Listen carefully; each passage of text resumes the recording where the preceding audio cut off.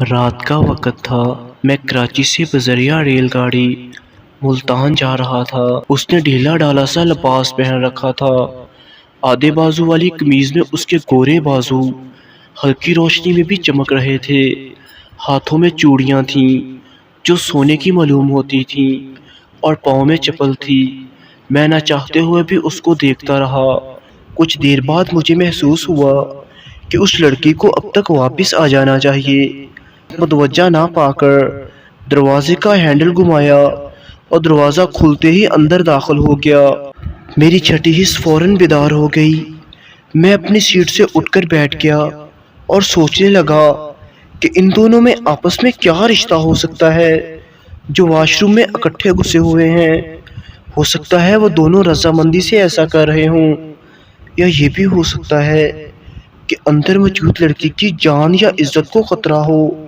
میں جلدی سے اٹھا۔ جوتا پہن کر واش روم خاص کامیابی نہیں ملی کیونکہ باہر گاڑی کا شور تھا۔ میں نے غور سے دیکھا تو مجھے دروازے میں ایک چھوٹا سا سوراخ نظر آیا۔ اس سوراخ سے اندر کا منظر کچھ نہ کچھ نظر آ سکتا تھا۔ میں نے اس سوراخ پر آنکھ لگا دی اور واش روم کے اندر جھانکنے لگا۔ کیا دیکھتا ہوں کہ وہ لڑکا تو کھڑا ہوا ہے لیکن لڑکی نظر نہیں آ رہی۔ اس کا مطلب ہے اس نے لڑکی کو فرش پر لٹا دیا تھا۔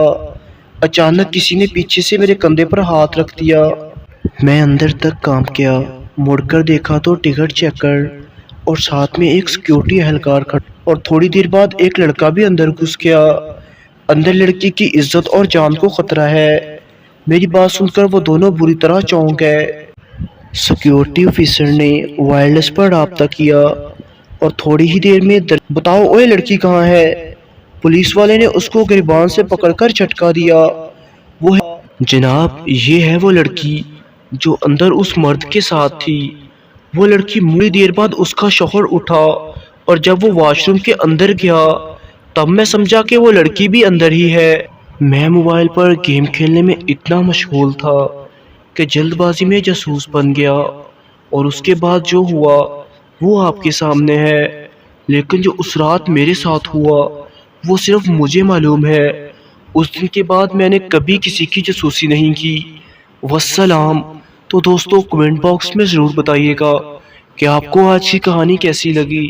Thanks for watch. اللہ حافظ۔